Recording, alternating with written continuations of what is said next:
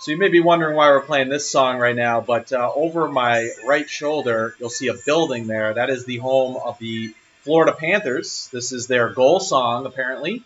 Who knew that South Florida not only had hockey, but also had their own goal song?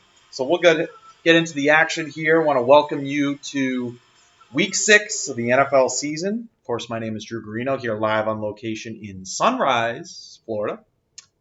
Let's not waste any further time. Let's get right to it. Mikey still sits atop of the League of Legends standings with a perfect 5-0 start. I said it last week. It does bear repeating. He does have the lowest point total against in the league by far. Just saying. But it can't be discounted that he took down Bud last week after Bud gave a pretty good effort in last week's contest. Now, let's see how crafty Mike can get with this Ezekiel Elliott suspension back on the table. Speaking of Bud, he remains in second place with a 3-2 record. Bud's really piecing together his wide receiver core right now. He's got strong performances from Nelson Aguilar and Devin Funchess last week. But he did have 3 players playing last night, and it didn't go great for him. He is facing Dennis, so let's see if he's got enough in the tank to take down the thirsty bankers. Now, a very impressive showing last week from Bill to take down Adam. He moved into third place at a 3-2 record. Monster games by his rookies, Deshaun Watson and Leonard Fournette. They helped the cause tremendously, but a tough break. That's the bad news for Bill. Tough break. OBJ is down.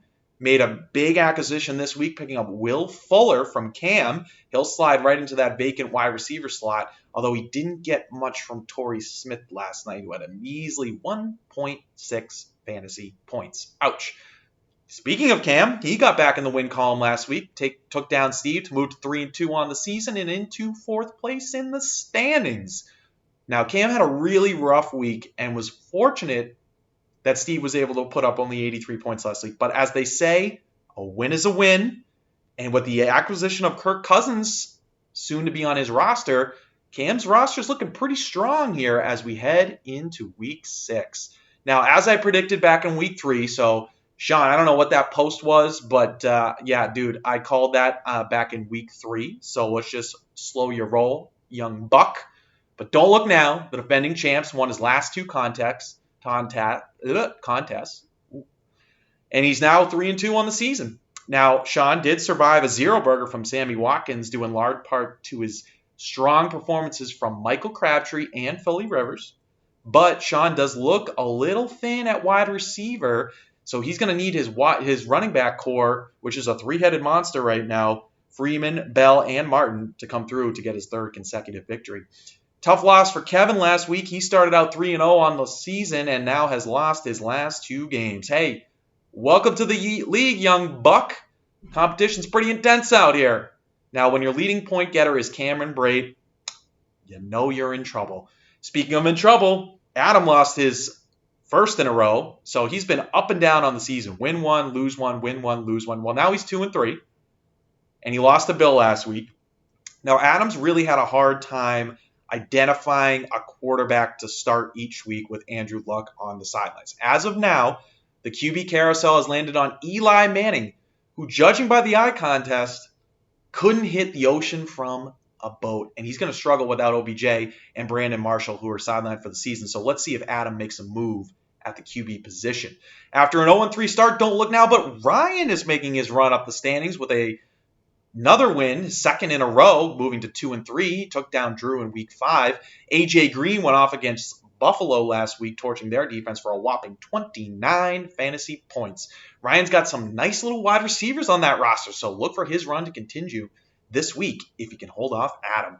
Now, Dave has dropped down to 9th place with his 3rd consecutive loss off the heels of another poor performance, this time against Dennis in Week 5. Now, I said it last week. Again, bears repeating, what is up with Amari Cooper? This week, he does get David Carr back in the lineup, so hopefully things will get rectified because Dave's going to need it. He did get a good start by Cam Newton last night in the Thursday night contest, so let's see if he can hold off Drew in Week 6. After calling out Dennis last week for not putting up over 115 points, the guy went out and put up over 115 points. He beat Dave to win his 2nd consecutive matchup. He's now 2-3 on the season.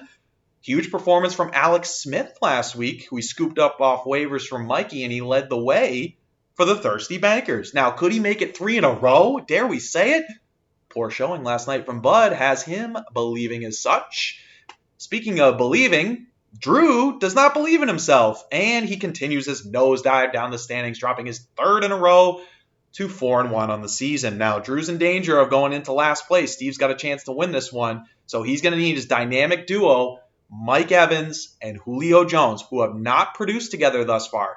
Evans struggled last week to carve up the Patriots' putrid secondary, and Jones, who was on a bye, hadn't scored in his previous 4 games. So Drew's going to need them to step up if he's got any chance of turning the season around. Now, we finish out the week with Steve, who outside of Aaron Rodgers saw his team completely no-show last week. Now, Evan Ingram should be a good spot start there at tight end because 2 of the Giants are out for the season in OBJ and Brandon Marshall. But he does currently have 3 tight ends on the roster, which, as we know, is the Dennis Doolin method for failure. We'll see you next week. Enjoy.